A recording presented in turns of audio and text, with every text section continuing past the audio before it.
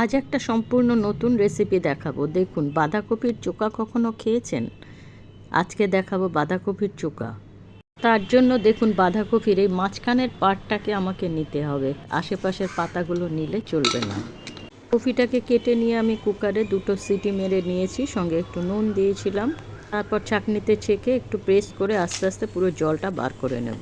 তেলের মধ্যে 4টে শুকনো লঙ্কা কড়া করে ভেজে নিয়েছি। তারপরে দিয়েছি রসুনগুলো লাল হয়ে গেছে পর দিয়েছি পেঁয়াজ, টমেটো আর কাঁচা লঙ্কা। সবগুলো ভাজা হয়ে মজে গেছে পরে এবার কপিটা দিয়ে দিয়েছি। এটা নিগড়ে জলটা বার করে আমি একটু হাত দিয়ে আলু সিদ্ধর মতন করে চটকে নিয়েছি। এবারে দিলাম পরিমাণ মতো নুন। যে শুকনো লঙ্কাটা আমি ভেজে রেখেছিলাম সেটা এরকম এবার গুঁড়ো করে উপর দিয়ে দেবো। তারপরে দেবো ধনেপাতা। এবার এটা 2-3 মিনিট ভালো করে নাড়তে হবে যতক্ষণ পুরো তেল ছেড়ে না আসছে। এই কাজটা হাই ফ্লেমেই করবেন। ব্যাস, রেডি হয়ে গেল বাঁধাকপির চোখা। একই রকমভাবে করেছি আলুর চোখা। দুটোই এত সুস্বাদু, আজকে একটু বেশি ভাত রান্না করলাম ওই জন্য।